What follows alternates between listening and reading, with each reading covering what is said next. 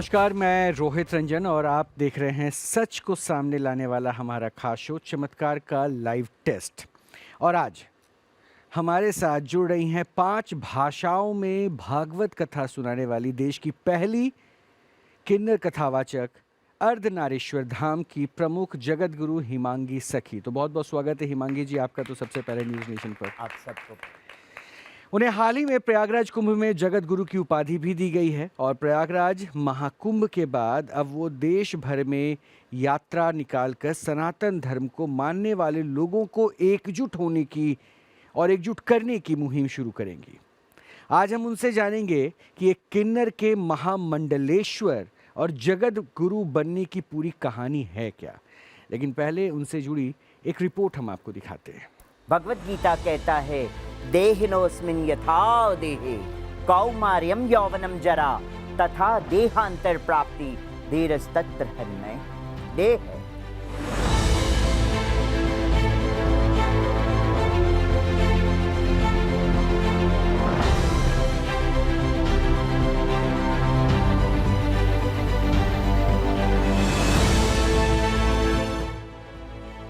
वो भागवत कथा सुनाकर लोगों के जीवन में भक्ति रस घोलती हैं, लेकिन अपने जीवन में उन्होंने कड़वे अनुभव के घूंट पिए हैं। भगवान कृष्ण का गुणगान कर वो लोगों के जीवन से संशय दूर करती हैं, लेकिन लंबे समय तक अपनी ही पहचान को लेकर संशय में रहीं। हिमांगी सखी के नाम से मशहूर ये शख्सियत आज किसी पहचान की मोहताज नहीं। वो देश की पहली महिला किन्नर कथावाचक हैं। वो 5 भारतीय भाषाओं में भागवत कथा सुनाती हैं। गुजराती, पंजाबी, हिंदी, अंग्रेजी और मराठी भाषाएं धारा प्रवाह बोल सकती हैं, जबकि उन्हें थोड़ी बहुत बंगाली भी आती है। उन्होंने फिल्मों में भी काम किया है। बतौर कलाकार आशुतोष राणा के साथ उन्होंने शबनम मौसी फिल्म में काम किया। प्रयागराज महाकुंभ में वो महिलाओं के परी अखाड़े में शामिल हुईं। परी अखाड़े ने उन्हें जगत गुरु की पदवी देकर उनका पट्टाभिषेक किया। महाकुंभ के दौरान परी अखाड़े की तरफ से उन्हें शंकराचार्य के पद पर भी विभूषित किया जाएगा। महाकुंभ में वैष्णव किन्नर अखाड़े की वो शुरुआत करेंगी। इस महाकुंभ के अंदर हमारा अर्धनारीश्वर धाम के शिविर में वैष्णव किन्नर अखाड़ा का गठन होगा और इसलिए गठन होगा कि हम इसके अंदर किन्नर समाज को वैष्णव बनाएं और उन्हें वैष्णव पद्धति सिखाएं, क्योंकि पद प्रतिष्ठा लेना तो बहुत आसान है, मगर उसको उसकी गरिमा को किस तरह से हमें लेके चलना है वो शिक्षा देना किन्नर समाज को बहुत जरूरी है।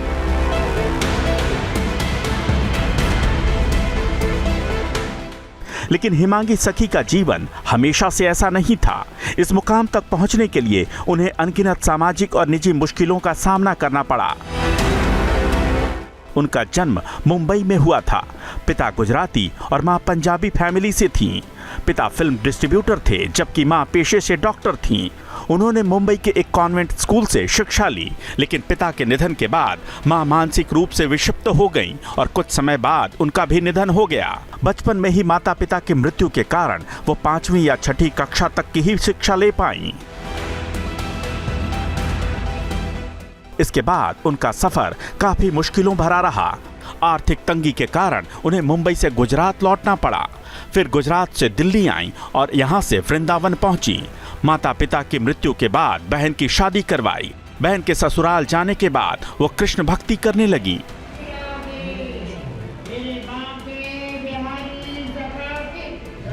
मेरे गुरु वेदव्यास प्रिय स्वामी महाराज जी ने बचपन में मुझे शास्त्रों का अध्ययन कराया और उन्होंने ऐसा भक्ति लता बीज इस किन्नर के हृदय में बोया कि आज मैं सिर्फ हरि गुण गाती हो, मीरा के पच्चीनों पे चलती हो और यही कहती हूँ, ऐरी मैं तो प्रेम दीवानी, ऐरी मैं तो प्रेम दीवानी, मेरो दर्द न जाने को।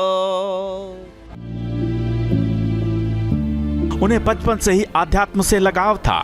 इसी कारण वो मुंबई छोड़कर ब्रजभूमि वृंदावन पहुंची। लेकिन वहां आश्रम में उन्हें पहचान छिपा कर रहना पड़ा, क्योंकि आश्रम में किन्नरों का प्रवेश वर्जित हुआ करता था। माता पिता ने उन्हें बचपन में हेमंत नाम दिया था, लेकिन वृंदावन में उनके गुरु ने उन्हें हिमांगी नाम दिया। वहां से वो मुंबई लौटी और फिर हिमांगी सखी के नाम से भागवत कथा वाचन शुरू कर दिया।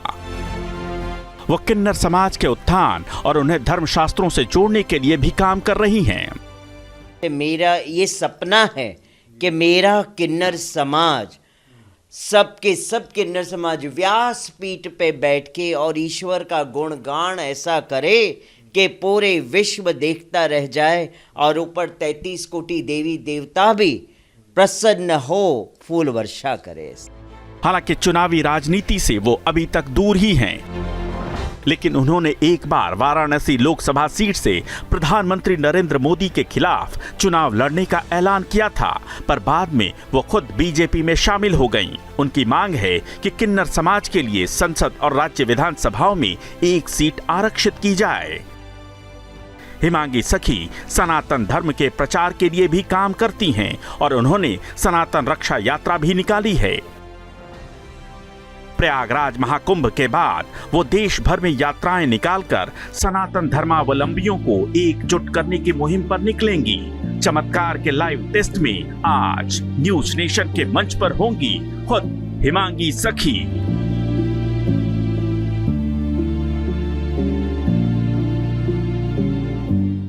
तो रिपोर्ट में आपने बहुत कुछ जान लिया, लेकिन अब बिना देर किए मैं उनसे बात करूंगा और आप लोगों को उनकी बातें ज़रूर सुननी चाहिए। तो हिमांगी जी, मैं शुरू करूं आपके इस सफ़र तक के मुकाम को, लेकिन वो हेमंत से हिमांगी की कहानी सबसे पहले जानना चाहूँगा कि हेमंत से हिमांगी सखी बन गई, क्या रहा? हेमंत, माता पिता ने जन्म दिया, नाम रखा हेमंत। माता पिता परिवार बड़े खुशियाँ मनाते आए कि भाई एक पुत्र को जन्म दिया है, हमारे वंश को आगे बढ़ाएंगे। मगर उनको क्या पता था कि ये पुत्र है या फिर या किन्नर है ना, उनको तो पता नहीं था। मगर जीवन की यात्रा ऐसे ही चली, जन्म हुआ, माता पिता ने नाम दिया, माता पिता का देहांत भी हुआ। छोटी सी उम्र में हमने हमारे माता पिता को कंधा दिया है। पिताजी फिल्म डिस्ट्रीब्यूटर थे, राज कपूर जी की कई फिल्में डिस्ट्रीब्यूट की, विश्वकर्मा ओवरसीज़ फिल्म कंपनी के प्रोप्राइटर भी रहे, मम्मी डॉक्टर रहीं। मगर पापा के निधन के बाद मम्मी मेंटली डिस्चार्ज्ड हो गई थी। पागलों की तरह सड़कों पे घूमना, हमारा और हमारी छोटी बहन का ध्यान रखने वाला कोई नहीं था उस वक्त। तो फिर वो संघर्ष की कहानी, मुंबई से फिर गुजरात आना पड़ा। हाँ, कुछ समय के लिए गुजरात शिफ्ट हुए, फिर गुजरात से फिर मुंबई आए। तो क्या आपके माता पिता को आपने अपनी सच्चाई के बारे में बताया था कि... नहीं, क्योंकि वो समय ही नहीं मिला ना। मेरे माता पिता ने मुझे वो समय दिया ही नहीं। शायद मेरे पूर्व जन्म के कुछ पाप थे जो बचपन में मेरे माता पिता का वियोग हो गया। होता है ना, इंसान जीव के जीवन में पाप होगा, पूर्व जन्म का संचय किया हुआ पाप पड़ा होगा, तभी तो छोटी उम्र में माता पिता का वियोग हो गया। भगवत गीता में तो ये भी वर्णन है इसका।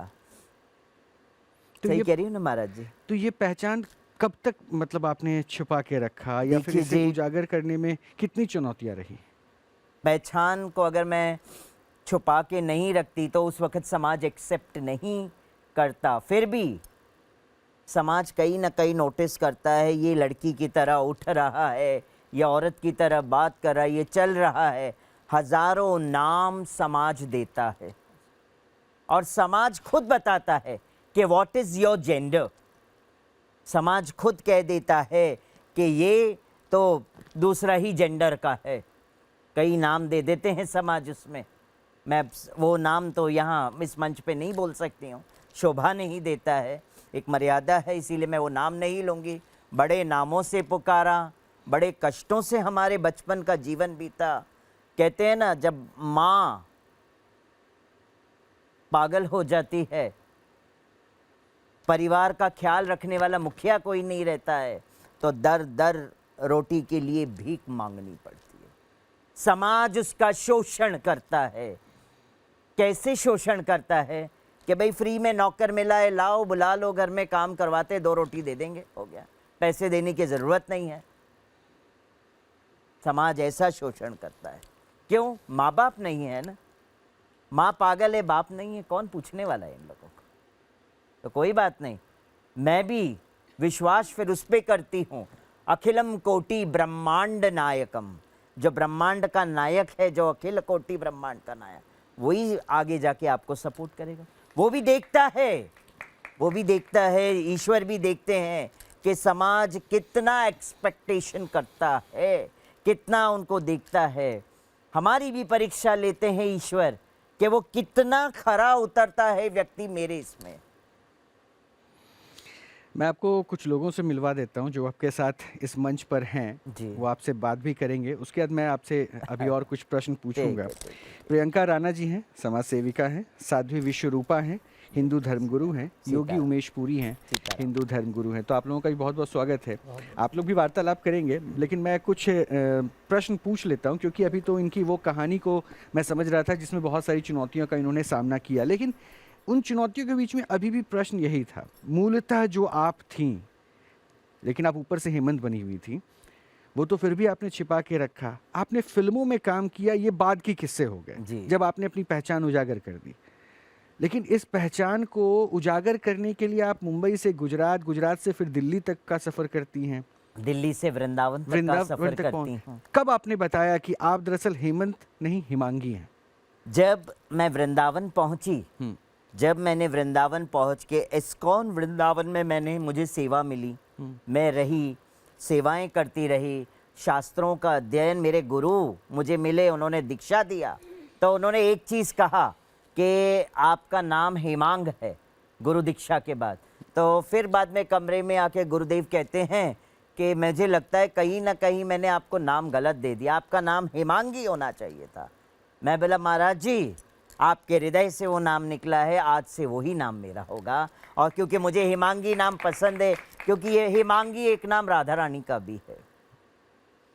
फिर कुछ समय बीतता है, गुरु महाराज कहते हैं कि आप शास्त्रों का अध्ययन करो। मैं चाहता हूँ कि आप भगवत गीता का अध्ययन करो, है ना, ईशोपनिषद का अध्ययन करो, श्रीमद् भागवत का अध्ययन करो। तो मैंने स्टार्ट कर लिया, सेवा भी करती थी, अध्ययन भी करती थी, मुंबई में आती थी, कुछ प्रोजेक्ट्स करके फिर वापस पैसा लेके वापस वृंदावन आ जाते थे हम। और वृंदावन आने के बाद जब शास्त्रों का अध्ययन हुआ, ओरिएंटेशन को छुपा के मैंने अपने, कि मैं अगर ओरिएंटेशन को उजागर करती तो शायद मुझे आश्रम में स्थान नहीं मिलता। एक किन्नर को उस वक़्त आश्रमों में कहाँ स्थान मिलता है ना। तो बस एक दिन ऐसे ही राधा कृष्ण जी के सामने मैं नृत्य कर रही थी, तो एकदम तल्लीन हो चुकी थी, मगन हो चुकी थी। मुझे मेरे में थी ही नहीं उस वक्त। राधा श्याम सुंदर में चली गई थी मैं, ऐसा लगता था मैं रास मंडल में हूँ इस वक्त।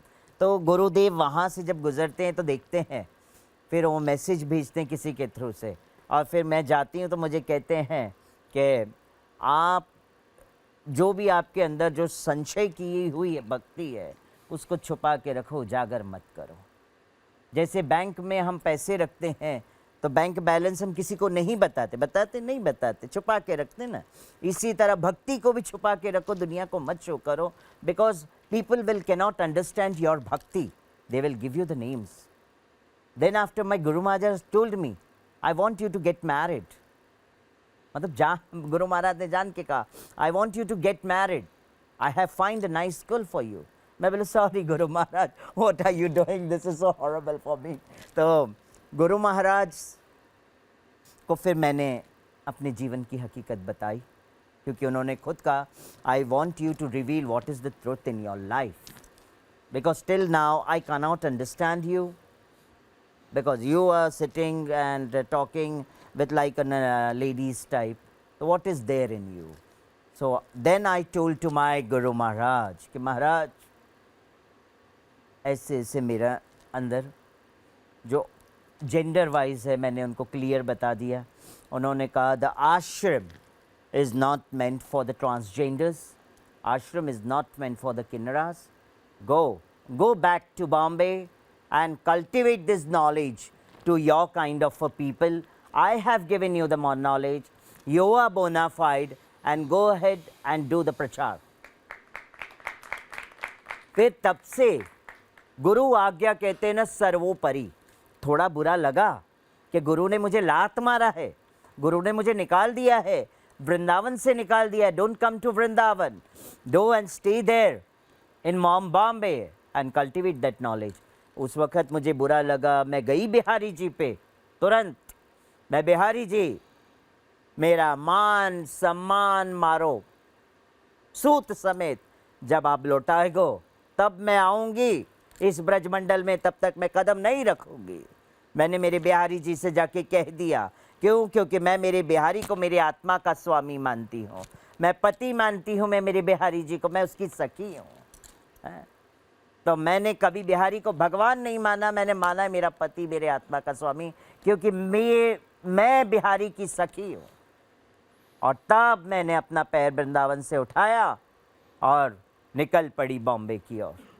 और पहली साड़ी मैंने जब वहाँ पहनी और फिर कथा करना प्रारंभ किया. आज समाज में वो चुनौती तो नहीं दिखती है कि हाँ? अब इसकी छुपाने की बात नहीं, आप तो नहीं, अब फेस तो खुल करती के हैं. खुल के और दुनिया अब के वो सामने. भेदभाव तो नहीं महसूस होता. अब भेदभाव महसूस नहीं होता, ना लोगों ने भी भेदभाव किया है. और देखा जाए तो संतों ने भी कभी भेदभाव नहीं किया है. उन्होंने भी अपनाया, गले लगाया. वरना आप तो जानते हैं किन्नर समाज को कौन पूछता था. सही कहा कि नहीं. एक कूड़ेदान की तरह पड़ा हुआ, जिसकी कोई अहमियत नहीं, जिसकी कोई वैल्यू नहीं थी किन्नर समाज की, उस समाज को उठा के ऐसे प्रतिष्ठित जगह पे बिठाया है. मैं उन संतों को आपके न्यूज़ नेशन चैनल के माध्यम से कोटि कोटि प्रणाम करती हूँ और उनके चरणों का रज मैं अपने सर पे लगा के रखती हूँ. मेरी तो कोई औकात नहीं. बनाने वालों बैठो और उजाड़ने वालों भी बैठो.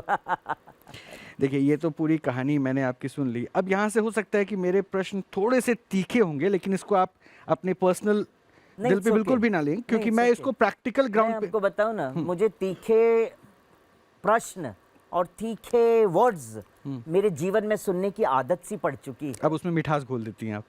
उसमें मिठास बोल दो, खत्म काम है ना जी. ठीक है, क्योंकि मैं अब अपने मेहमानों को भी शामिल करूंगा, इसलिए मैं इस प्रश्न को थोड़ा सा अब आपके सामने संक्षिप्त रूप में रखता हूँ. जी जी. आप पे आरोप ये लगता है कि आप जो है ऐसे स्टेटमेंट खुद कोट करती हैं जिससे विवाद हो. पहला पॉइंट, आपने खुद फिल्मों में काम किया, जी. उससे आपको परेशानी नहीं हुई. उस वक्त तक आप जो कर रही थी वो सब सही है. लेकिन अब अगर कोई किसी बिग बॉस या किसी शो में जाए तो उससे आपको बड़ी आपत्ति हो जाती है. होगी ना. क्यों? बिग बॉस में अगर हमारे जैसे धर्मगुरु बिग बॉस जैसे शो में जाए तो मैं कहती हूँ सबसे बड़ा मूर्ख धर्मगुरु है. वो धर्मगुरु कहलाने के लायक नहीं है, वो व्यासपीठ पे बैठने के लायक नहीं है. क्यों जाए बिग बॉस में? Big boss is not meant for saintly peoples. Big Boss is not meant for the spiritual peoples. Big Boss is meant for the bhautik peoples, and they can stay there and they can do their work over. ये आपत्ति है आपकी? हाँ, है ना आपत्ति पूरी. तो फिर आपत्ति. फिल्मों में जो आपने काम किया वो देखिए किसके जी, लिए मैंने किया जब था? फिल्मों में काम किया था तब मैं महामंडलेश्वर नहीं थी, तब मैं जगत गुरु भी नहीं थी, तब मैं एक स्टूडेंट थी. और मुझ स्टूडेंट को पैसे की ज़रूरत होती है कि नहीं बच्चों? बताओ. सर्वाइव के लिए आप अगर यहाँ से नीचे उतरेंगे, you need a money to travel. Am I right और रॉन्ग? और मैं वृंदावन में रह रही थी तो मुझे भी पैसे की तो ज़रूरत पड़ेगी ना. कभी गोवर्धन परिक्रमा करना है, वृंदावन तो फिर परिक्रमा करना है. मुझे आपत्ति है. कैसे? पैसे कमाने के लिए जिसे आप पाप कह रही हैं, जिस क्षेत्र को ही आप दूषित बता रही हैं, मैं दूषित नहीं कह रही. नहीं तो फिर अनिरुद्धाचार्य के ऊपर See, इतना ज्यादा See, आपने प्रश्न उठाया. Aniruddhacharya is a famous personality. Am I right or wrong? Right, ठीक है, वो भी भगवत उसे कथा टीआरपी सुनाते की हैं. जरूरत नहीं है अनिरुद्धाचार्य को. उसे किसी चीज की जरूरत नहीं. आज की डेट में अनिरुद्धाचार्य का वर्ल्ड वाइड नाम है, फिर उनको बिग बॉस में जाने की क्या जरूरत है? मैं आपसे पूछती, बताइए. तो मतलब आपको अगर आज मैं बच्चों आपसे पूछती हूँ, क्या जरूरी है अनिरुद्धाचार्य को बिग बॉस में जाना? मुझे आप बताइए, आप लोग स्टेटमेंट दीजिए. एम आई राइट और रॉन्ग? हो सकता है कि एक कुछ ऐसा प्लेटफॉर्म होता है जो पूरा विश्व देखता, धर्म का प्रचार प्रसार भी तो हो सकता है, हम नेगेटिव क्यों लेकर जाएं? अच्छा एक चीज है साध्वी जी, मैं वहाँ का माहौल देखती हूँ, देखते हैं ना, मैं स्वयं, मैं अपनी बता रही हूँ। 2016 में जब पेयर जा रहा था तो हमारे पास भी आया था, निमंत्रण आया था, तो हम गए। लास्ट राउंड तक पहुंचने के बाद उन्होंने हमसे एक प्रश्न पूछा कि आप टीआरपी के लिए क्या करेंगे। मैंने कहा हंगामा नहीं करूंगी, जो मैं हूं वो रहूंगी। हो सकता है उन्हें ये बात मेरी नहीं पसंद आई हो, वो नहीं लेकर गए मुझे, परंतु हम इस प्रोस्पेक्टिव को ये नहीं कह सकते कि उनका वहां जाना गलत होता। उनको टीआरपी की, आप स्वयं कह रही हैं कि टीआरपी की जरूरत नहीं है, परंतु वहां ये क्यों सोच रही हैं कि हो सकता है वहां कुछ लोगों का जीवन बदल जाता उनके जाने से? आपको लगता है बिग बॉस में जाने से किसी का जीवन बदलेगा? निसंदेह कहीं भी। अब जेलों में लोग जाते हैं, जेलों में कथाएं होती हैं। देखिए तिहाड़ जेल में कथाएं होती हैं, वहां तो बिग बॉस से बड़े बड़े क्रिमिनल बैठे हैं, जेलों में कथाएं कर रहे हैं हम लोग, वहां इसीलिए तो चाहते हैं हृदय परिवर्तन। जेलों में कथा करना दूसरे को सुधारने की बात होती है। हाँ, तो क्या बिग बॉस में जाके कथा होती है? जब आप जैसे वातावरण में रहेंगे, तो मैं मना नहीं आप करूंगी। सुनिए, जैसे वातावरण में आप रहेंगे, हो सकता है एक संत के पास तो इतनी ऊर्जा होती है, एक संत के पास इतनी ऊर्जा होती है कि उसे कुछ शब्द बोलने की जरूरत नहीं होती, वो स्वयं परिवर्तन हो जाता है। साथ वालों का कोई भी, हमारे आश्रम आपके भी यहाँ भी जब आते हैं। अच्छा साध्वी जी, आपकी बात मैं मान्य करती हूँ, मगर मेरी बात सुन लीजिए। बिग बॉस में अभी तक कोई परिवर्तन लोगों में नहीं हुआ है। देखो मैं भी पसंद नहीं करती बिग बॉस को, मैं ये जो अंदर बैठे हैं ना इस वक्त, उसमें कुछ लोग मेरे खास जो स्वयं पर लागू। तो मतलब आप देखती भी हैं? मतलब आप देखती भी हैं? कई स्टार्स में बिग बॉस आप देखती भी हैं? हाँ देखती हूँ ना, क्यों नहीं देखती? जरा उसमें कोई आपत्ति नहीं है? उसमें कोई आपत्ति नहीं है? नहीं, उसमें आपत्ति ये है कि मैं देखूं तो सरा, जरा भाई हमारे धर्मगुरु जा रहे हैं तो कितना शिक्षित करके आ रहे हैं बाहर। नहीं, वो घर के अंदर थोड़ी ना, सुनो ना, घर के लोगों को कितना सुधार के आ रहे हैं, वो देखना जरूरी होता है। हो सकता है देखना चाहिए, कुछ ऐसे लोग चले जाएं, है ना भाई, अंदर गए हैं बिग बॉस में, चलो ठीक है, आप धर्मगुरु है, Aniruddhacharya, very big famous personality, मैं तो कुछ नहीं अपने आप को मानती, मेरी कोई औकात नहीं है, बट मैं कहती हूँ आप अगर गए हो, कीचड़ में उतरे हो, तो कमल लेकर आए हो या नहीं आए हो वहां से? हाँ, तो यही तो लाए हो कि नहीं आए हो कमल लेके? आप कमल लेके नहीं आए हो, आप खुद वहां पे अपना हंसी मजाक बना के आ गए। नहीं, वो गए ही कहाँ, वहां सिर्फ वहां जाकर, वो तो अंदर गए ही नहीं, वो तो गए ही नहीं। अब किसी भी कार्यक्रम में हमें कोई निमंत्रण दे देगा, आप सोचिए। एक बात बताओ, आप किसी भी मैं मंच पे भी देखी हूँ, अनिरुद्ध बैठा है मंच पे भी, मैंने अनिरुद्धाचार्य को देखा है, मंच पे सलमान खान भी बैठे हैं वहाँ पे, दोनों ही अलग क्या नाम से है उनको संबोधित करते हैं। अब आज ये बच्चे बैठे, तुम बच्चों एक बात बताना, अगर यहाँ पे कोई महाराज जी आएंगे और आपके भीतर कोई कमी है, उनके आने से शायद आप छुपाओगी, हो सकता है आपका हृदय परिवर्तन हो जाए। अगर चोरी करती हो तो इनका हृदय परिवर्तन हो सकता है, बिग बॉस का हृदय परिवर्तन नहीं हो सकता है। अच्छा चलिए, अब थोड़ा आगे बढ़ते हैं, थोड़ा आगे बढ़ते हैं, ठीक है। मैं हो गया, मैं देखिए ये आरोप अबाउट द बिग बॉस, ये तो हो गया कि भाई उस पे आपके बोल से हो सकता है कि उनको टीआरपी मिले न मिले, लेकिन सुर्खियों में तो ये दोनों बात और विवाद आ ही गया, ये तो सही है।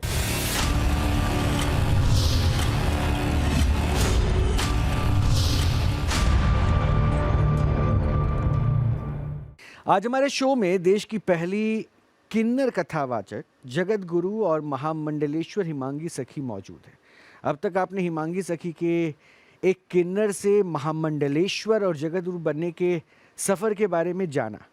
शो में हम आगे उनसे और भी विस्तृत चर्चा करेंगे, लेकिन उससे पहले आपको दिखाते हैं कि शो में अब तक हुआ क्या क्या है। समाज कहीं ना कहीं नोटिस करता है, ये लड़की की तरह उठ रहा है, ये औरत की तरह बात कर रहा है, ये चल रहा है, हजारों नाम समाज देता है। बड़े कष्टों से हमारे बचपन का जीवन बीता। कहते हैं ना, जब माँ पागल हो जाती है, परिवार का ख्याल रखने वाला मुखिया कोई नहीं रहता है, तो दर दर रोटी के लिए भीख मांगनी पड़ी। जब मैंने वृंदावन पहुंच के, इस्कॉन वृंदावन में मुझे सेवा मिली, मैं रही, सेवाएं करती रही, शास्त्रों का अध्ययन, मेरे गुरु मुझे मिले, उन्होंने दीक्षा दिया, तो उन्होंने एक चीज़ कहा कि आपका नाम हेमांग है गुरु दीक्षा के बाद। तो फिर बाद में कमरे में आके गुरुदेव कहते हैं कि मुझे लगता है कहीं ना कहीं मैंने आपको नाम गलत दे दिया, आपका नाम हेमांगी होना चाहिए था। सेवा भी करती थी, अध्ययन भी करती थी, मुंबई में आती थी, कुछ प्रोजेक्ट्स करके फिर वापस पैसा लेके वापस वृंदावन आ जाते थे हम। Then after my guru Maharaj told me I want you to get married, मतलब गुरु महाराज ने जान के कहा I want you to get married, I have find a nice girl for you. मैं बोला sorry guru Maharaj, what are you doing, this is so horrible for me. उन्होंने कहा the ashram is not meant for the transgenders, ashram is not meant for the kinnaras, go back to Bombay. मैं बिहारी जी, मेरा मान सम्मान मारो सूत समेत, जब आप लौटाएगो तब मैं आऊंगी इस ब्रजमंडल में, तब तक मैं कदम नहीं रखूंगी। एक कूड़ेदान की तरह पड़ा हुआ, जिसकी कोई अहमियत नहीं, जिसकी कोई वैल्यू नहीं थी किन्नर समाज की, उस समाज को उठा के ऐसे प्रतिष्ठित जगह पे बिठाया है। मैं उन संतों को आपके न्यूज़ नेशन चैनल के माध्यम से कोटि कोटि प्रणाम करती हूँ और उनके चरणों का रज मैं अपने सर पे लगा के रखती हूँ। अगर हमारे जैसे धर्मगुरु बिग बॉस जैसे शो में जाए तो मैं कहती हूँ सबसे बड़ा मूर्ख धर्मगुरु है, वो धर्मगुरु कहलाने के लायक नहीं है। मैंने जब फिल्मों में काम किया था तब मैं महामंडलेश्वर नहीं थी, तब मैं जगत गुरु भी नहीं थी, तब मैं एक स्टूडेंट थी। आपके ऊपर ये भी आरोप लगा कि आपको सुर्खियों में रहना पसंद है, चाहे जैसे भी हो, और सहूलियत के हिसाब से जो है आप ये तय कर लेती। मैं इसका एक प्रमाण आपको देता हूँ। पता चलता है कि आप देश के प्रधानमंत्री नरेंद्र मोदी के खिलाफ चुनाव लड़ने वाली थी, ये सही बात है ना? सही है। और आपको टिकट भी मिल ही गया था, लेकिन जैसे ही आप बीजेपी में शामिल होती हैं तो ये इरादा छोड़ देती हैं। तो मतलब लाइमलाइट पे आने की तलाश रहती है, क्या क्या हो सके जिससे सुर्खियों पे आए, मीडिया भी आपको पूछे अच्छा आप लड़ रही थी, यही कोशिश है क्या आपकी? अभी आपको ऐसा लगता है कि ये नहीं, मैं तो आपसे पूछ रहा हूँ। नहीं तो फिर आपने चुनाव क्यों नहीं लड़ा, बीजेपी में क्यों शामिल हो गए? आपने इसका क्लेरिफिकेशन करने के लिए मुझे मौका दिया है ये, और ये एलिगेशन को मैं एक्सेप्ट करती हूँ कि मेरे ऊपर ये एलिगेशन लगा है, उसका जवाब मैं दे सकती हूँ। क्यों? इलेक्शन में खड़े रहने का मुझे कोई शौक नहीं है, महाराष्ट्र से भी खड़ी रह सकती हूँ, मेरे इतने मंत्रियों के साथ उठना बैठना है, मेरे घर जैसे रिलेशन है। मगर लोकसभा चुनाव में मैंने अगर खड़े होने का निर्णय लिया है तो वो निर्णय लेना मेरा सही इसीलिए था कि मेरे किन्नर समाज को लोकसभा, विधानसभा, राज्यसभा सांसद का एक सीट मिले और वो अपने किन्नर समाज की आवाज बन के वहां बैठे। मैं कहती हूं मुझे मत दो, मैं भूखी नहीं हूं, मुझे नहीं चाहिए ये सीट, मुझे नहीं चाहिए पॉलिटिक्स में जाना। एक सेकंड रुकिए, है ना? मैं ये चाहती हूं मेरे किन्नर समाज को वो स्थान मिले, वहां बैठ के वो आवाज बने। जब महिलाएं बैठ सकती है लोकसभा, विधानसभा, राज्यसभा में बैठ सकती है ना, पुरुष बैठ सकते हैं ना, है ना? और क्या उसे कहते हैं, वो कुछ SC, AST या OST, वो महिलाओं और पुरुष में वो सब भी बैठते हैं ना, तो किन्नर समाज क्यों नहीं बैठ सकता? मुझे ये बताओ। क्या वो इलेक्शन के टाइम पे मेरा ये मुद्दा रखना गलत था? नहीं, बिल्कुल गलत तो मुझे नहीं था। बच्चे बताएं। हिमांगी जी, बिल्कुल गलत नहीं था। मैं क्या कह रहा हूँ, गलत नहीं था। लेकिन आप जब बीजेपी में शामिल हो जाती हैं तो ये मुद्दे गौन हो जाते हैं। और उसका भी जवाब है ना जी, तो मेरे मतलब पास। उस समय तो सिर्फ आपको सुर्खियों में आना था ना? नहीं जी, उस वक्त स्वयं आदरणीय प्रधानमंत्री नरेंद्र मोदी जी का कहना ये था, उन्होंने एक इंटरव्यू ऐसा दिया मंच पे कि जिस वर्ग को किसी ने नहीं पूछा उस ट्रांसजेंडर वर्ग को हम ई श्रम में जोड़ेंगे और हमारी सरकार बनती है तो हम उनके लिए कार्य करेंगे। मैं गलत हूं तो बताएं आप बच्चों। प्रधानमंत्री ने कोट किया तो आपको लगता है कि आप उसके बाद बीजेपी के पदाधिकारी हमारे पास आए, उन्होंने भी रिक्वेस्ट की कि आपको हम नहीं चाहते कि आप प्रधानमंत्री जी के सामने इलेक्शन लड़े, क्योंकि प्रधानमंत्री जी ने इस तरह का जब बयान दे दिया है, आपकी बात का समर्थन भी कर रहे हैं, हम सब कर रहे हैं। आने वाले समय में आपकी जो भी मांग होगी सरकार बनने के बाद हम पूरी करेंगे। मैंने कहा चलिए ठीक है, प्रधानमंत्री है हमारे, ठीक है ना। मैंने एक लोकसभा सीट का बीजेपी सरकार के लिए महात्याग किया। क्या नहीं किया ये त्याग? ठीक है, ये बहुत बड़ा त्याग था जो मैंने किया। प्रियंका, इसमें त्याग दिख रही है, त्याग की बातें तो कह रही हैं महिमांगी जी, इसमें भी आपने त्याग की वो भावना महसूस की, या फिर इसमें भी दरअसल ये दिखा कि सियासत, सुर्खियां और उसके बाद सबके बीच में पॉपुलर हो जाना, चिंतन में आ जाना, मनन करना इनके बारे में, क्या रहा प्रियंका? जी देखिए रोहित जी, मुझे लगता है हिमांगी जी ने चेहरे पे एक दूसरा चेहरा लगाया हुआ है। Wow, very nice. क्योंकि मैं इसलिए कह रही हूँ क्योंकि एक तरफ तो आप कहती हैं कि मैं मोदी जी के विरोध में नहीं थी, मेरे आइडियल हैं वो, और दूसरी तरफ आप कहती हैं कि मैं उनके खिलाफ इसलिए लड़ रही थी क्योंकि मुझे किन्नर समाज के को आगे बढ़ाना था, उसके उत्थान के लिए काम करना था। उत्थान के लिए नहीं, उनके अगर लोकसभा विधानसभा सीट के लिए काम करना।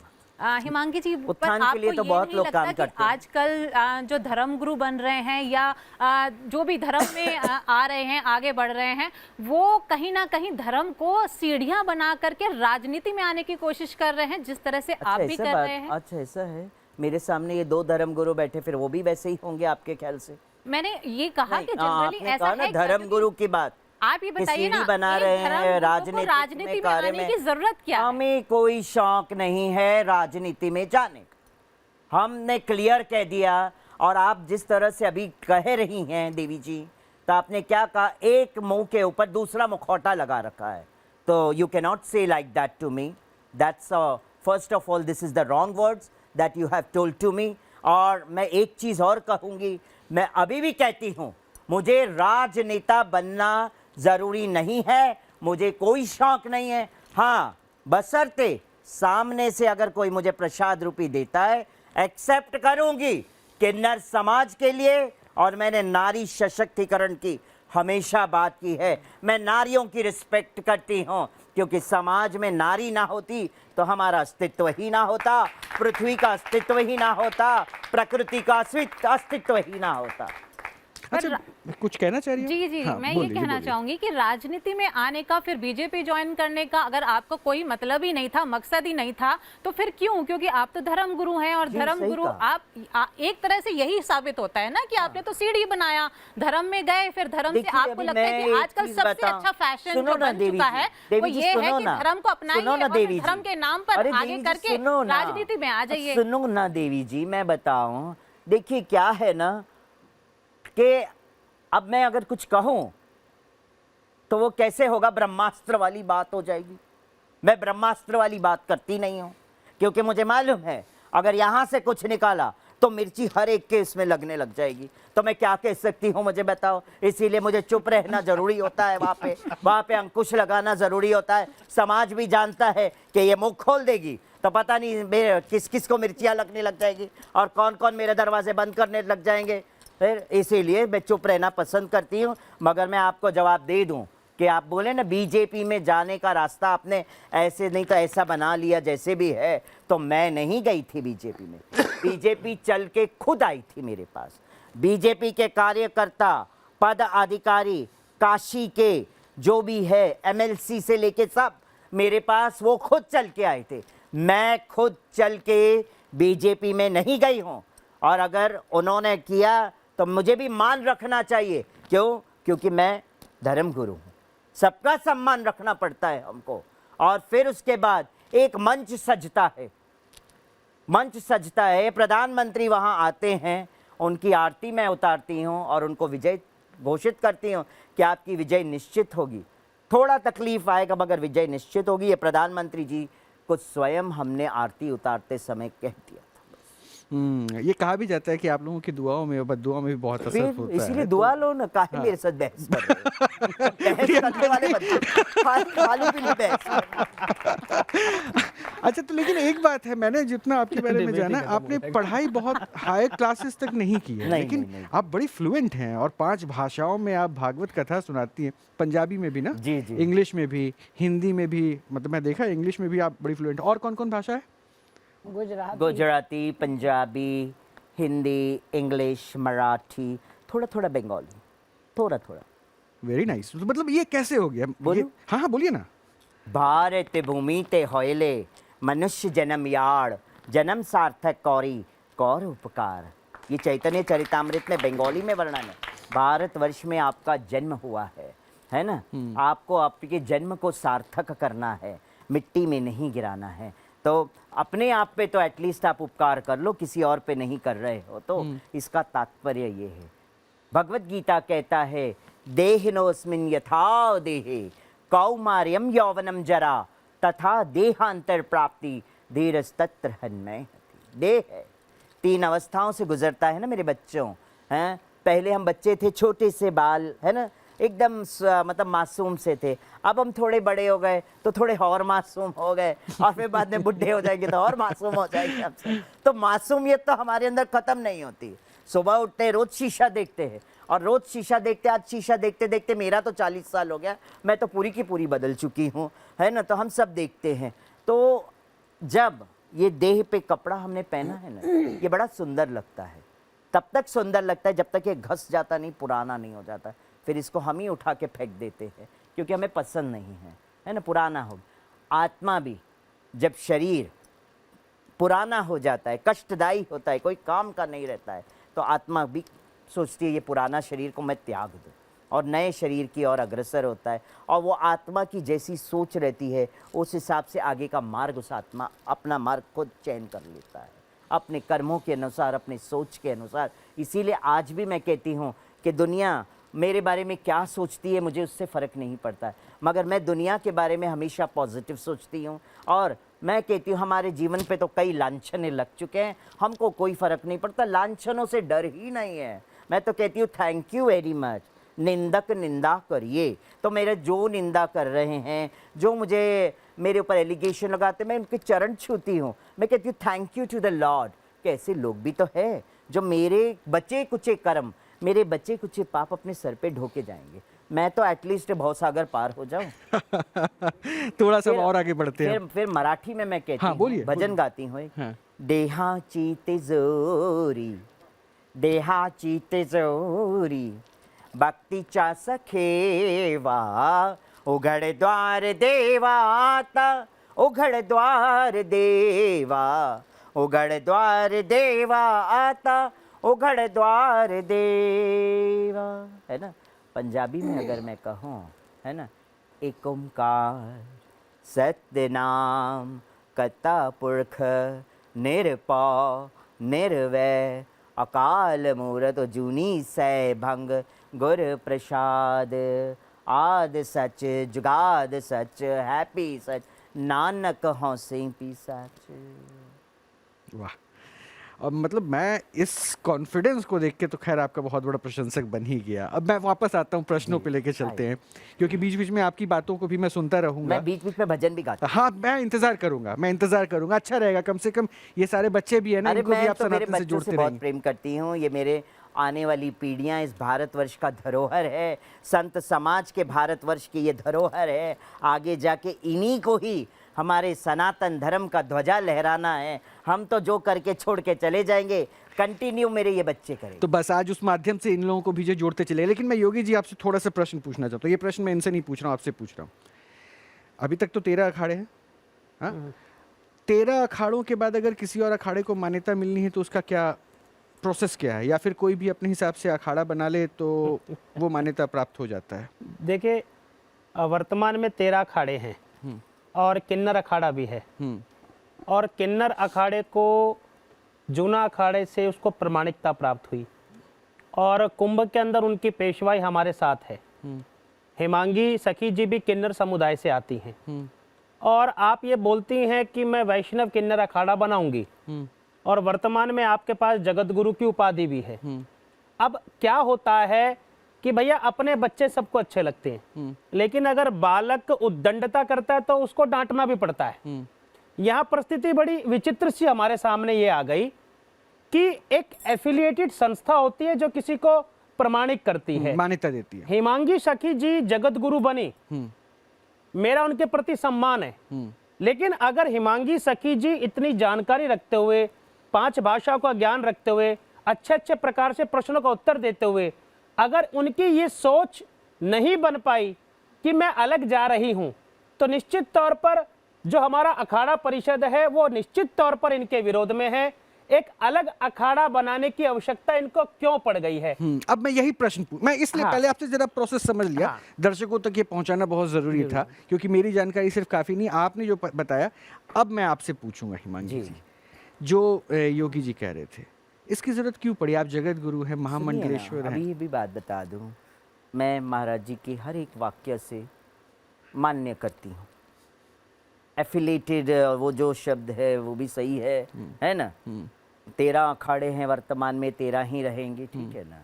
पूर्व काल में तो 13 नहीं थे, कम थे उसके नहीं, बाद। एक बात है, 3 से 4 बने, 4 से 8 अखाड़े वे का विस्तार हुआ, 8 से 10 का विस्तार हुआ, 10 से 13 का विस्तार हुआ कि नहीं हुआ? मैं गलत बोल रही हूँ तो बताइए आप। 13 अखाड़ों का विस्तार हुआ, फिर मैं कहती हूँ 1-2 अखाड़े और विस्तार हो गए तो क्या प्रॉब्लम है? क्या समस्या है योगी जी? आई रिस्पेक्ट अखाड़ा परिषद, नहीं। आई रिस्पेक्ट एवरी हिमांगी मैं जी। संतों का, बट एक चीज है, जब पहले से ही सब चीजें विस्तार होती आई तो 1-2 अगर अखाड़े विस्तार सही कह रही हैं, अगर 2 से 3, 3 से 8 हो मैं गया। इसका जवाब देता हूँ। मैं इसका हाँ, बड़ा दीजिए ना, जवाब दीजिए ना, आप भी बोलिए। हिमांगी जी देखिए क्या है, विस्तार होने में कोई दिक्कत नहीं है, जी, जी, जी। होना चाहिए विस्तार, लेकिन एक कोशिश ये होती है कि एक बालक है जी। और माँ उसको अपना स्तनपान कराती है, जी। अगर उसी बालक को कोई और माँ स्तनपान कराना प्रारंभ करती है, हाँ। तो जो वास्तविक माँ उसके मन में हृदय में कुछ ना कुछ चोट आने लग जाती है। हाँ। देखिए आप जगत गुरु हैं, जी। अगर कल 10 दिन बाद कोई और जगत गुरु, 10 दिन बाद कोई और जगत गुरु, जिस जगत गुरु की परंपरा का निर्वहन करने के लिए आप चली हैं, जी। और यही परिपाटी आपके सामने होती चली गई, हाँ। तो आपको भी ये लगेगा कि भाई सामान्य सी बात हो गई, कोई भी जगत गुरु बन जाता है। जगत गुरु का अर्थ क्या है, शंकराचार्य का अर्थ क्या है? और मैं एक चीज बड़ी प्रामाणिकता से बोलता हूं, ठीक है आपको शास्त्रों का, वेदों का अथाह ज्ञान है और इसी आधार पर आप जगत गुरु बनी होंगी, लेकिन मेरा जो मूल प्रश्न है,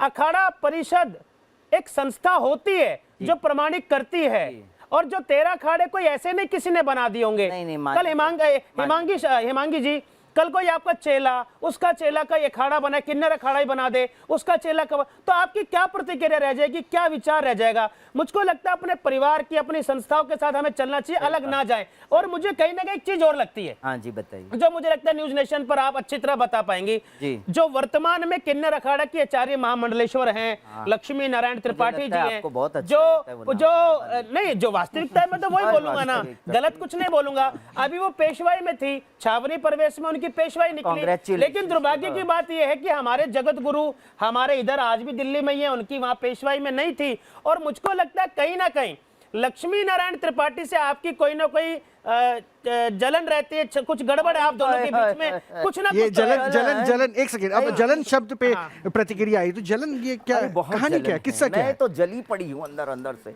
पूरी तरह से जली हूँ। और कुछ बोल रहा है बता। अब ये बोलते जाएंगे तो मैं हाँ पे हाँ ही बोलूंगी। हाँ, मैं पूरी जली हुई हूँ, जलकुंडी हूँ, मेरा हर कोई नाम दे दो, मैं क्या कर सकता। अभी इनको लक्ष्मी नारायण त्रिपाठी के साथ बहुत स्नेह है, इनको किन्नर अखाड़े के साथ बहुत स्नेह है।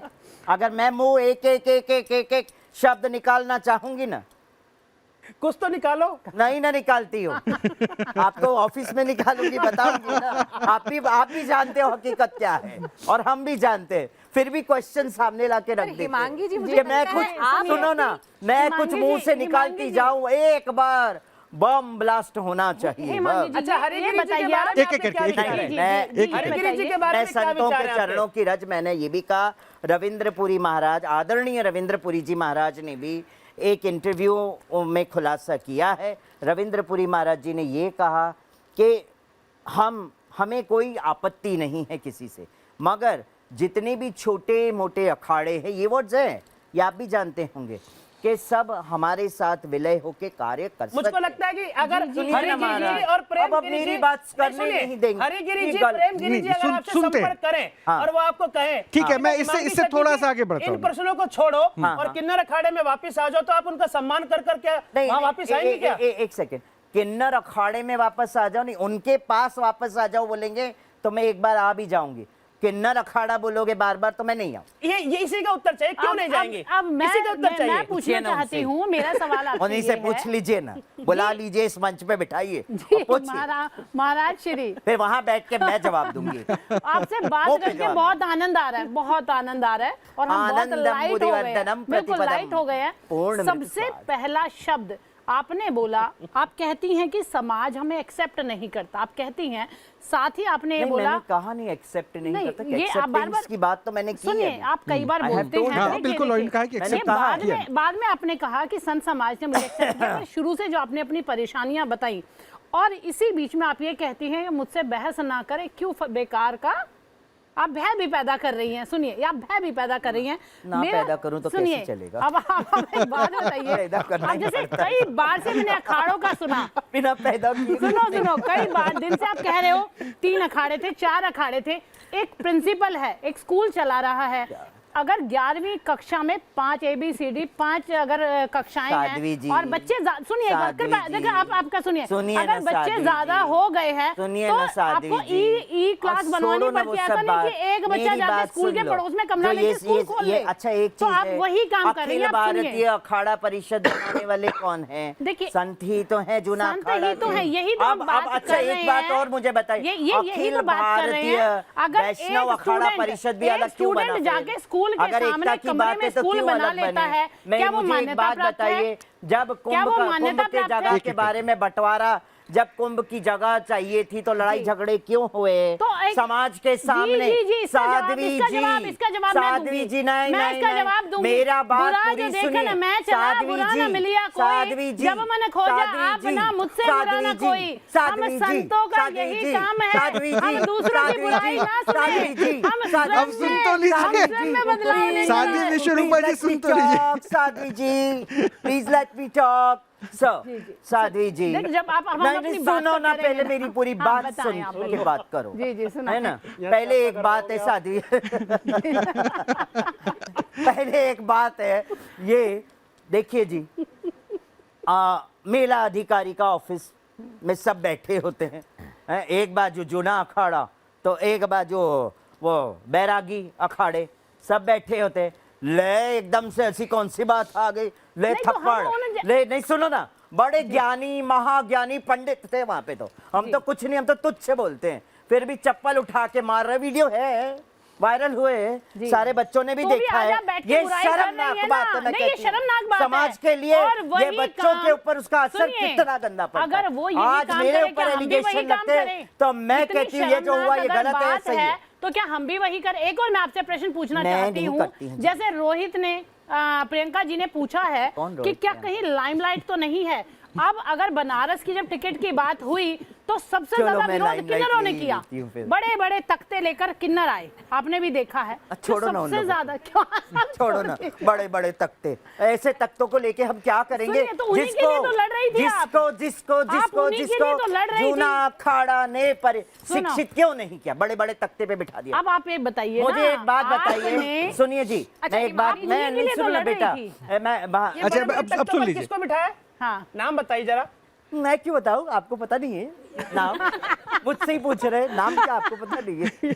बड़े बड़े तख्तों पे। सुनिए जी, आज अगर कॉलेज का प्रिंसिपल अनपढ़ गंवार जाहिल होगा तो कॉलेज चला पाएगा? नहीं चला पाएगा। आप किसके बारे में बोल रहे हैं? मैं क्यों बोलूं, आप ही जानते हो। मैं एक ही चीज बोलती हूँ, सुनिए, 5th स्टैंडर्ड की टीचर को अगर 5th स्टैंडर्ड के सब्जेक्ट के बारे में नॉलेज नहीं है, फिर भी उसको 5th स्टैंडर्ड में बिठा दिया गया टीचर। सारे संत क्या ये गलत है या सही है? मुझे बताइए। अगर समाज में एक धर्म गुरु को बिठा दिया एक पद पे, जिसको धर्म के बारे में ABCD नहीं पता। कहीं आप लक्ष्मी नारायण त्रिपाठी के बारे में बोल रहे हैं? मुझे नहीं मालूम कौन है वो, कौन है खुशी। फिर आप किसके बारे में बोलना चाह रहे हैं? अरे मैं देखो एक बात बता देती हूँ, आप लोग समझदार है, मेरे मुंह मत खुलवाओ बार बार, ठीक है ना? मैं चुप बैठी हूं, मतलब क्यों नहीं बताना चाह रही है? मतलब ये बार बार ये फिर से आप एक सेकंड साध्वी जी हिमांगी जी ये बार बार जो कह रहे हैं ये लोग, मुंह मत खुलवा, ये किसका नाम लेना चाह रही है जो आप रुक जा रही हैं? क्या कहें भैया, पता लगा कल ही गोली से उड़वा दे। कोई भरोसा नहीं आज के जमाने में ऐसा इतना डर है। आज के जमाने में हम किसी पे भरोसा नहीं कर सकते हैं, सब बंदूक लेके ऐसे कोने में रख के चलते हैं आजकल। क्या कोई साधु संत महात्मा नहीं चलता? वो भी चलता। और जगत गुरु भी भय रखते हैं, मोह माया भय, ये सब चीजें, जलन जो आपने कहा, जलन है मेरे अंदर बहुत, तो क्या ये सब चीजें आप दूसरों को बताते हैं कि कैसे कंट्रोल करना चाहिए? कि मैं ये पानी पी रही हूँ कि मेरा जलन बुझा। हिमांगी जी मेरा प्रश्न ये है, उसके बाद मैं हिमांगी से जिस कुछ और प्रकार बातें से करूंगा। जगत गुरु की उपाधि से आप सुशोभित है, बात बता देती हूँ महाराज जी, भगवान ना मुझे किसी से कोई भगवान ना मुझे किसी से कोई भय है, मैं सिर्फ भय रखती हूँ कि मेरे प्रति मेरे से कोई गलत ना हो जाए, मेरे से कोई किसी की आत्मा दुखी ना हो, मैं उससे भय रखती हूँ। और सबसे बड़ा भय रखती हूँ अखिल कोटि ब्रह्मांड का नायक मेरे बाकी बिहारी। हे जगत गुरु जी, मेरे सखा, हे जगत गुरु, बाकी मुझे किसी से नहीं, कोई बहुत सुंदर आपने बात मैं करी जगत है। गुरु से बात नहीं, कर आप रहा हूं। रुक जाइए, एक विष्णु मिनट। जी, एक- मैं हाँ, जगत गुरु योगी से जी। बात कर रहा हूं कि एक जो जगत गुरु की वास्तविकता होती है, प्रमाणिकता होती है, एक संस्था है। जगत गुरु के प्रति हम सब सनातनियों का शीश झुकता है। क्या इतनी देर की डिबेट में क्या हम जगत गुरु की भाषा को रिप्रेजेंट कर रहे हैं? इधर आपको लगता है कि कहीं ना कहीं हमसे त्रुटि हो रही है, कहीं गड़बड़ हम लोग कर रहे Actually हैं? कैसे? मेरी हाथ जोड़कर विनती है हिमांगी जी, जगत गुरु, क्योंकि आपको पूरा भारत आज आपकी कोई एक्सेप्ट करता त्रुटि है। नहीं है महाराज जी, आपकी कोई त्रुटि नहीं। मैं कहती हूँ ना, त्रुटि तो सब मेरे अंदर ही भरी पड़ी। मेरा प्रश्न है आपसे, नहीं, मैं सच्ची बताती हूँ। मैं कहती हूँ ना, त्रुटियां तो मेरे अंदर कूट कूट के भरी आपसे है। व्यक्तिगत मैं द्वेष तो एक नहीं ही है। चीज कहती हूँ, सुनिए ना हिमांगी जी, महाराज जी। व्यक्तिगत द्वेष नहीं है आपसे, नहीं, मेरा लेकिन भी- जगत गुरु से मैं बात कर रहा हूँ सुनो ना भारत महाराज के, जी, महाराज जी वह सुनिए क्या ना। कहना चाहता नहीं, है? मैं एक ही चीज जानती हूँ, आप बड़े हैं, आप सर्वस्व हैं। मैं तो आपके चरणों की रज मानती हूँ, संतन के चरणों की रज मानती हूँ। मैं यही कहती हूँ कि मैं दासानु दासानु दासत्व को क्या ये स्वीकार जगत गुरु की भाषा है? बस, तो क्या हो गया? जगत गुरु को भी निम्न रह के चलना चाहिए ना। जगत ऐसे गुरु अपने आप हमारे ऐसे पिता हैं, जगत गुरु हमारे पिता हैं, अब आप मान तो जो रहे हैं तो बहुत मार्गदर्शन अच्छी करते हम चलते हैं। लेकिन क्या उस गरिमा को हम लोग बनाने में सक्षम हैं, कर पाएंगे? कृपया इसका उत्तर दीजिए। नहीं नहीं, क्यों नहीं कर पाएंगे? जगत गुरु की गरिमा है ना, और मर्यादा, एक अपनी मर्यादा। और हिमांगी जी, आप जगत गुरु हैं। देखिए हिमांगी जी, आप नारद जगत गुरु हैं। नारद जी, मैं चाहता हूं आज आप आज खोल दीजिए कि जगत गुरु की उपाधि पर बिठाने वाली वह संस्था वो कौन है जिसने आपको जगत गुरु पर सुशोभित किया है? जरा आज बताइए आप उनके बारे में। आप जानते ही हैं सब चीजें, आज आप बताइए ना, है ना, आप तो जानते ही हैं आप ना। बताइए तो सही। तो जगत गुरु के पद पे बैठी हूँ, ऐसे ही तो नहीं किसने बैठी हूँ। बिठाया है? किसने बिठाया? यही हमारा भाई प्रश्न। सन्यासी स्त्रियों ने बिठाया कौन है वो सन्यासी और वो स्त्री? है परी अखाड़ा है, त्रिकाल भवंता है, और मैं किस किस का नाम लूँ ये बता दीजिए मुझे। तो त्रिकाल भवंता अखाड़ा परिय अखाड़ा भी आ गया एक। आएगा ना, जब किन्नर अखाड़ा आया था तब विलय थोड़ी हुआ था, तब आप लोगों ने एक्सेप्ट ही नहीं किया था, तब उनके ऊपर भी उंगलियां उठी थी, उनके ऊपर भी प्रश्न चिन्ह लगे थे किन्नर अखाड़ा के यही ऊपर। एक तरीका सुनिए जी मेरी, है। अभी आप भी आप अब मेरी सुन बात लीजिए, सुन लीजिए, सुन लीजिए। उस वक्त उज्जैन में जब किन्नर अखाड़ा की स्थापना हुई, तभी भी अंकुश लगाया गया। किन्नर अखाड़ा का विरोध भी बहुत बड़े स्तर पे विरोध किया गया। उसके बाद खुद ही जूना अखाड़ा ने विलय कर लिया अपने अंदर, किया ना जी, क्योंकि आपको कहीं ना कहीं डर था ना कि समाज उठ के पही किन्नर अखाड़े के बीच में ही जा रहा है। हम तो, हमारे पंडाल तो खाली के खाली रहे, पेशवाई में लाओ परिय अखाड़ा इनको था। बुला लेते। और अब बुलाने में के परिय बाद, अखाड़ा था। अब बुलाने के बाद जूना अखाड़ा किन्नर अखाड़े के साथ विलय होके पूरा पेशवाई निकाल रहा है। क्या ये तो सम्मान नहीं है? आज ये क्या ये पेशवाई सम्मान रंग नहीं लाई है? ना। किन्नर समाज के प्रति सम्मान नहीं है क्या ये? एक सेकंड, योगी बात, जी, योगी आज जी। आज आज पेशवाई रंग लाई ना किन्नरों की अच्छा, वजह चलिए, से मैं जूना इसको थोड़ा अखाड़ा सा- में।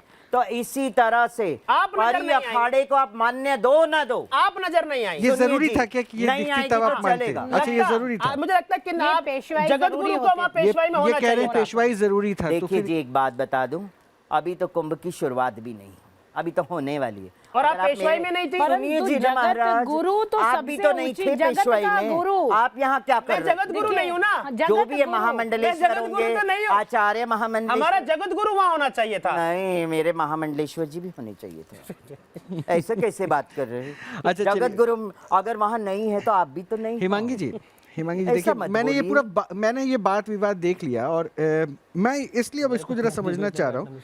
मैंने आपको अक्सर भावनात्मक रूप से देखा है कि आपकी आंखें जो है कई बार नम हो जाती हैं। क्या यही वजह है कि आज भी इन चुनौतियों का जो आप सामना कर रही हैं, अभी भी प्रश्नों का सामना चुनौतियां कर रही हैं, इसलिए बार बार आपको ऐसा लगता है कि यही चुनौती है, यही हमारी जिंदगी है। वो किन्नर अखाड़े से भी पूछ लेना, इंटरनली उनकी आत्मा भी कितनी अंदर से उसमें किससे पूछना उसमें? एक सेकंड, योगी जी, योगी जी, पूछना। मैं आपको बता दूं, शायद वो इस मंच पे मजबूरी की वजह से कुछ ना बोल पाते हैं। मैं इंडिपेंडेंट हूँ, इसीलिए मेरी आवाज़ बुलंद है, और इसीलिए मुझे टारगेट किया जा रहा है बार बार। तो थैंक यू वेरी मच। ये समाज में मुझे जितने लोग टारगेट करे कर ले, मगर मेरा बाके बिहारी मुझे टारगेट नहीं करे। मैं वही चाहूँगी और कुछ नहीं। समाज मुझे टारगेट पे टारगेट कर ले, I am ready to get targeted, but मेरे बिहारी जी टारगेट ना करे। मेरा पति मेरा टारगेट ना करे, मेरे लिए वही बात, जिस दिन उसने टारगेट कर दिया उस दिन मैं इस दुनिया में ना रहूं। लेकिन आपको टारगेट क्यों किया जा रहा है? ऐसा भी तो नहीं है कि क्या करें, लोगों को प्रेम है जी।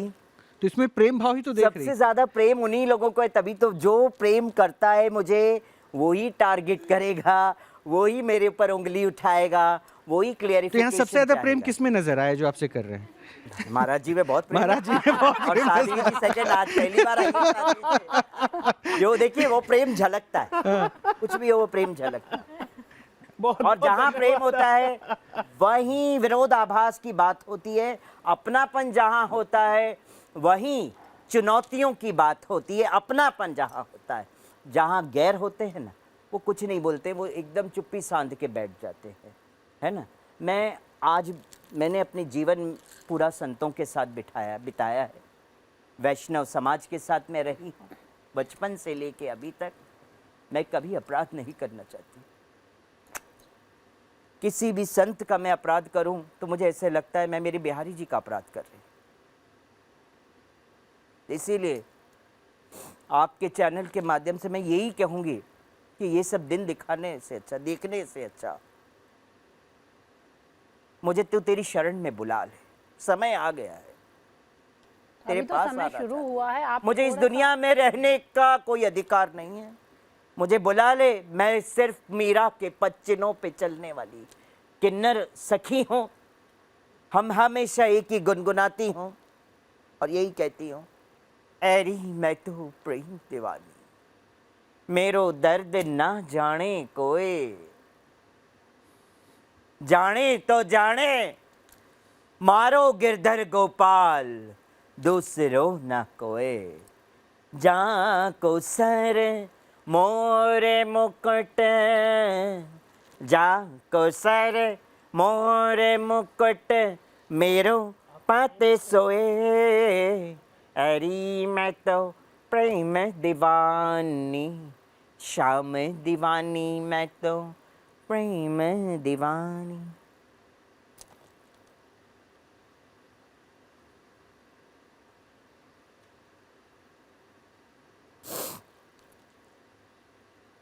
ये आंखें क्यों नम हो गई आपकी हिमांगी जी? कहीं ना कहीं हर एक के हृदय में मेरा बिहारी जी दिखता है ना, तो मुझे ऐसा लगता है उनमें बिहारी जी देख रही हो, उनमें बिहारी जी, उनमें सब में बिहारी जी देख रही हूँ मैं, तो ऐसा लगता है कहीं ना कहीं वो बिहारी जी को दुख पहुँचा रही, उनमें बैठे सब में बिहारी जी को दुख पहुँचा रही। क्या तो मैं- आहत हो जाती हैं मुझे आप? ऐसा लगता है कभी मुझे शो में आना नहीं चाहिए, न बैठना चाहिए, क्योंकि मैं दुखी करने नहीं आती हूँ किसी को भी। पर चेहरा जो बोला था उसको मैं पूरा सुना देती हूँ, क्योंकि मैंने आपकी पूरी स्टोरी सुनी थी, तो शायद आपको वो पसंद आए। अच्छा थोड़ा सा रुक जाइए, उसके बाद वो उन्हीं के लिए है जो दुख है, जो उनका उसी के ऊपर था। वो चेहरे पर चेहरा लगाकर चेहरा छुपा लेते हैं लोग, अक्सर जख्मों को नासूर बना देते हैं लोग। तो मुझे लगता है जो बचपन में आपने माँ बाप को खोया और जो इतना कष्ट सहा है, क्या इसीलिए आपका जो ये दुख है ये इतना ज़्यादा आपको आज लगता है? इस चैनल के माध्यम से एक बात बोलूं, जी आपको बोलती हूँ महाराज जी, आप बार बार बोलते हैं ना लक्ष्मी त्रिपाठी, किन्नर अखाड़ा, मुझे किसी से कोई दुख नहीं है, ना मैं लक्ष्मी त्रिपाठी की विरोधी हूँ, ना जलन है, ना कुछ नहीं है, बट एक होता है हृदय में कि वो लेडी अपने जीवन में उसने भी बहुत संघर्ष किए हुए, वो भी आज उस मुकाम पे पहुंची है, तो ऐसे ही नहीं पहुंची होंगी, कईयों के ताने सुने उस औरत ने भी होंगे, लक्ष्मी त्रिपाठी ने भी कई ताने सुने होंगे, कई ऐसे उतराव चढ़ाव झेली होगी, तब आप जाके बैठी होगी। मगर मैं कहती हूँ अगर वो किन्नर हैं, वो हम उनके समाज के, मैं नहीं बोलूँगी कि मैं वो मेरे समाज की, चलो वो बड़ी मैं छोटी हूँ, बट मैं ये कहती हूँ अगर आप किन्नर हो, आपका हृदय किन्नर का है, तो आपके अंदर एक कहीं ना कहीं हृदय के अंदर ऐसा प्रेम होना चाहिए था हिमांगी सखी के प्रति कि चल मैं मेरी हिमांगी सखी को हाथ पकड़ के लेकर आती हूँ, गले लगाती हूँ, चल तू जगत गुरु है, आज मैं जगत गुरु के तौर पे तुझे स्वीकार करके गले लगाती हूँ। आज तक महाराज वो बात नहीं हुई, आज से नहीं जानती हैं वो, 20 वर्षों से जानती हैं, जब वो कुछ भी नहीं थी तब की बात है।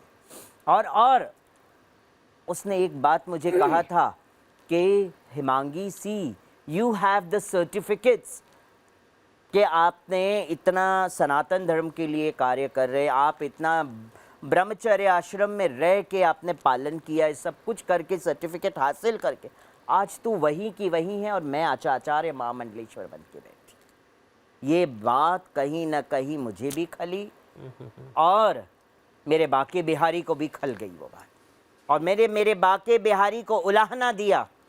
मैंने कहा शर्म आनी चाहिए बिहारी, तेरी सखी को अगर कोई ऐसी बात बोल जाए तो लानत है ऐसी सखी होते हुए, और लानत है इस सखी का बिहारी होते हुए आपका। और वो दिन बदला और आज दिन ये आ गया सर। आज मैं एक यहाँ पे इसी बात पर एक प्रश्न करना चाहूंगी, ऐसा जरूरी है क्या हर बार कमी किसी और में हो?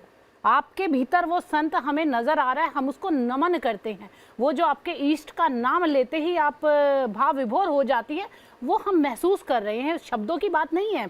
परंतु सबसे पहले जिस अखाड़े से आप महामंडलेश्वर हुई वहां से आप छोड़ गए, उसके बाद जिस संस्था अगर ने मैं एक जी बात जिस बोलूं? पार्टी ने, सुनिए एक बार प्लीज, नहीं, खत्म कीजिए, बस खत्म कीजिए, मैं समय भी मेरे पास अब कम है।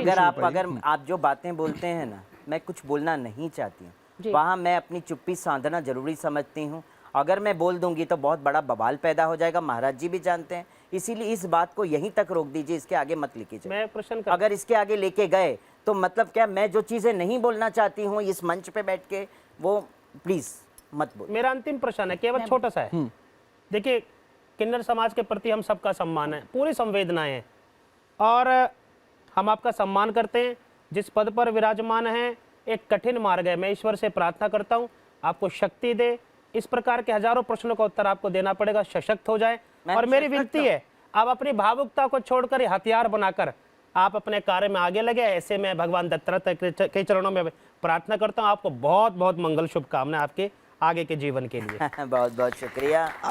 अब आगे क्या, मतलब इतनी सारी चीजें तो हो गई, अब आगे क्या? कुछ तो लक्ष्य रखा होगा, क्योंकि जिन चुनौतियों से आप कह रही हैं कि अभी भी आप सामना करती हैं, ऐसे प्रश्न जो आघात पहुंचाते हैं, जो आपको भावुक कर देते हैं, आगे क्या? They are the real gurus. These peoples are real gurus. They are the teacher. They are teaching to you how to live the life. आपको आगे का जीवन कैसे जीना है, ये समाज बता देता है। ये समाज सबसे बड़ा गुरु है, मैं आपको कह दूं जी। ये जो समाज बैठा है ना, जितना यहाँ, जितना आपके ये जो न्यूज़ नेशन शो देख रहा है, ये सबसे बड़ा गुरु है ये समाज। बचपन से लेके आज तक मैं शिष्य बन के ग्रहण करती आई हूँ, चाहे लोगों की गालियाँ हों, चाहे लोगों की नफ़रत हो, कुछ भी हो, तो मैं इनको सबसे बड़ा गुरु मानती हूँ। ये गुरु ना होते तो शायद ये न्यूज़ नेशन के मंच पे भी ना मैं बैठी। तो इतनी नफरत के बाद भी फिर प्यार कहाँ से बढ़ती है, अगर इतना सामना किया? एक चीज़ बताऊं, किन्नर का हृदय तो मातृत्व का हृदय है। ये माताएं बैठी है ना, ये जानती है इनका भी हृदय माँ का हृदय है। पूत कपूत हो सकता है, माता कुमाता नहीं हो सकती है। माता तो बोलते ना, पूत कितना भी कुछ बोल दे, पूत हमारे लिए समाज है। समाज कितना भी हमको ठुकरा दे, कोई बात नहीं, इट्स ओके, नो प्रॉब्लम। आओ गले लगा। मुझे कई लोग कई उलाहने दे के मुझे छोड़ के भी गए हैं। छोड़ के जाने के बाद पुनः वापस आके माफ़ी भी मांगते हैं, कहते हैं माँ जी मुझे माफ़ कर दीजिए, कहीं ना कहीं मैंने आपको गलत समझा था तो मुझे माफ़। में बोला कोई बात नहीं बेटा, होता है, समय वक्त की बात है। गलत न महाराज है, न साध्वी जी है, न ये है, न ये, कोई नहीं है गलत। गलत कोई नहीं होता है। गलत क्या कहते हैं, समय और वक्त का भाव होता है। और समय और वक्त ने मुझे लाके यहाँ बिठाया है, तो उसके लिए भी बहुत बहुत शुक्रिया अदा, क्योंकि समय हमको बहुत कुछ सिखाता है। हमको सीखना है, नाराज़गी थोड़ी रखना है हृदय के अंदर, है ना। समाज को ये थोड़ी जाहिर करना है हम क्या है क्या नहीं है। समाज को पता है, समाज के लिए तो हमें उदाहरण का स्तोत्र बनना है। और मैं अपने समाज के लिए उदाहरण का स्तोत्र बन के इस दुनिया से विदा लूँगी। और जब विदा लूँगी तो आपके चैनल के माध्यम से यही कहूँगी कि जिस दिन मैं मेरे बाकी बिहारी जी के दर पे पहुँचूँ, ऐ बिहारी चरण तेरे दर पे रखूँ, और उस वक़्त मुझे उठने का आज्ञा ना देना, सहसा समा लेना अपने हृदय में, और आपके ब्रजवासियों के कांधों से मेरा डोला निकले और मुझे कुछ नहीं चाहिए, मुझे जो चाहिए था इस दुनिया में, इस विश्व में, मुझे सब कुछ मिल गया। अब क्या, कोई आस बाकी नहीं है। लोग निकालते हैं यात्रा, सनातन जोड़ो यात्रा। मैं एक यात्रा और निकालूंगी, वो मेरी ज़िंदगी का आखिरी यात्रा होगा, किन्नर जोड़ो यात्रा, किन्नरों को एक करने का यात्रा। मैं चाहती हूँ किन्नरों में कोई भेदभाव ना हो, किसी में कोई किसी के प्रति जलन शक्ति ना हो कि ये मेरे से आगे क्यों बढ़ रही है, लाओ इनका टांग खींचो। ये सब चीज़ें नहीं होनी, बिचिंग वाली बातें नहीं होनी चाहिए। होना चाहिए तो ये कि हम सब कृष्ण की सखियां हैं, हम सब अर्धनारीश्वर है। जब अर्धनारीश्वर ने गोपेश्वर महादेव का रूप लेके रास मंडल में प्रवेश कर गए तो हम भी अर्धनारीश्वरियां हैं, तो हम भी गोपेश्वर महादेव की तरह हम भी आए, मिल के रास मंडल में प्रवेश करें और किन्नर जोड़ो यात्रा सबसे बड़ा रास मंडल बने और सबको जोड़ के एक छत के नीचे लाए, सनातन धर्म के छत के नीचे लेकर आए और अपने जीवन को धर्मो रक्षिते रक्षिताम जैसा बिताए। अच्छा, बस मेरा आखिरी अब प्रश्न ये है, क्योंकि अमूमन हमने क्या देखा है, सनातन यात्रा आजकल बहुत ज़्यादा ट्रेंड कर रहा है। ट्रेंड इसलिए मैं शब्द कह रहा हूँ क्योंकि कई सारे ऐसे चेहरे हैं जो सनातन के प्रबल चेहरे हैं, जिनके अच्छे फॉलोअर्स हैं, वो सनातन यात्रा निकाल रहे हैं और हिंदुओं की शक्ति को और मजबूत करने की बात कर रहे हैं। इसकी ज़रूरत क्यों महसूस हुई? आपने भी कहा ना कि आप सनातन यात्रा निकालेंगी, निकालती रही हैं, एक बृहत लेवल पे आप ये कोशिश करें। क्या हिंदू आपको भी खतरे में दिख रहा है? देखिए, अभी भी हिंदू कहीं ना कहीं सोया हुआ है, पूरी तरह से जागृत नहीं हुआ है। हिंदुओं को जागृत करना, सनातन जोड़ो यात्रा के माध्यम से हम हिंदुओं को जागृत करना चाहते हैं। अगर हिंदू, मैं कहती हूँ जागृत इसीलिए नहीं हुआ है कि अगर जागृत होता हिंदू तो शायद बांग्लादेश के हिंदू सेफ होते, बांग्लादेश के हिंदू सेफ होते, है ना, क्योंकि कहीं ना कहीं हिंदू सोया है, इसीलिए बांग्लादेश के हिंदुओं का ये हाल हुआ है। आज जब मैं इस मंच के माध्यम से कहूँगी, हमारे योगी आदित्यनाथ जी ने वर्ड कहा, बटोगे तो कटोगे, कहा ना, क्यों कहा? लोगों ने उसके महत्व बहुत अलग अलग निकाले कि नहीं, सही बताओ। तो मैं कहती हूँ अगर उसको पॉजिटिव वे में लेंगे तो उन्होंने, इसका मीनिंग ये था कि बटोगे तो कटोगे का मतलब है भारतवर्ष एकजुट होके रहे, बटे नहीं भारतवर्ष। क्योंकि हम लोग जब कहते हैं कि हिंदू मुस्लिम सिख ईसाई सभी है भाई भाई, भारत माता सबकी माता है, तो भारत माता जब सबकी माता है तो हमारी माता ही भारत माता है, तो हम क्यों नहीं एकजुट हो के रहें, सेफ हो के रहेंगे तो जिहादी भी हमारे ऊपर टारगेट नहीं कर पाएंगे। और हम लोग बटे हैं इसीलिए बम ब्लास्ट हो रहा है, बटे हैं इसीलिए जिहादी हमारे ऊपर अटैक करते हैं, है कि नहीं? मैं कहती हूँ मुस्लिम्स की बात मैं नहीं करूँगी क्योंकि 5 उंगलियाँ एक जैसी नहीं है। इसमें अगर ये मुस्लिम है ना 5 उंगलियाँ, तो इसमें भी सब अलग अलग मेंटालिटी के लोग हैं। हिंदू है ना ये 5 उंगलियाँ, तो इसमें भी सब अलग अलग वे। तो प्रधानमंत्री जी ने भी कहा है एक इंटरव्यू में, मैंने देखा है, मैं फॉलो करती हूँ प्रधानमंत्री जी के इंटरव्यूज़ को भी देखती हूँ, तो मैं ये कहती हूँ प्रधानमंत्री जी ने भी कहा है हम हिंदू मुस्लिम नहीं कर सकते हैं। ये बात उन्होंने भी अपने एक इंटरव्यू में कहा है। क्यों? अगर हम हिंदू मुस्लिम करेंगे तो हमारा पद का क्या मतलब हो?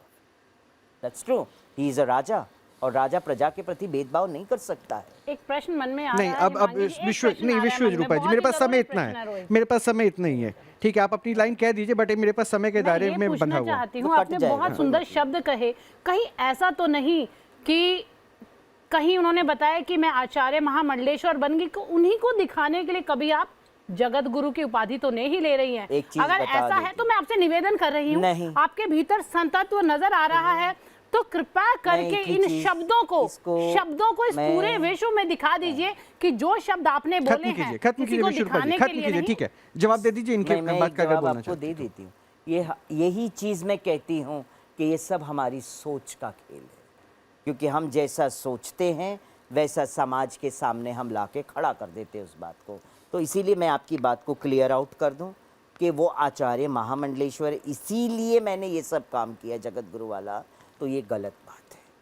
ठीक है, ये स्पष्टीकरण हो गया इनका, कोई ठीक है, वो अपना काम कर रहे हैं, मैं खुश हूँ, मैं अपना काम कर रही हूँ, मैं खुश हूँ, और समाज को खुश रख रहे हैं। हम तो संतों को कभी कुछ गलत कह ही नहीं रहे, ना मैंने अखाड़ा परिषद को गलत कहा, कभी नहीं कहा है, और ना रविंद्रपुरी महाराज ने कहा है, ना हरिगिरी बिल्कुल, महाराज आप बहुत ने बड़ा काम कर टिप्पणी रही हमारे ठीक है प्रति विष्णु रूपा करी जी, है, थैंक यू सो मच। अब हो गया मेरे को, उन्होंने मेरे पास समय विलयता नहीं की है। बात की है कि परी अखाड़ा भी विलय हो सकता है, वो भी मिलके कार्य कर सकते हैं, तो बस खत्म काम। ठीक है हिमांगी जी, बहुत बहुत शुक्रिया, आपने समय निकाला और कई सारे प्रश्न रहे उनका आपने बड़े अच्छे अंदाज में जवाब दिया। बहुत बहुत शुक्रिया हमसे जय जुड़ने जय के लिए, बहुत बहुत सीताराम, शुक्रिया आप लोगों का भी हमसे जुड़ने के लिए, और आपका भी बहुत बहुत शुक्रिया हमारे से जुड़ने के लिए। सब बच्चों को सीताराम, सब महाराजों के दंडवत प्रणाम।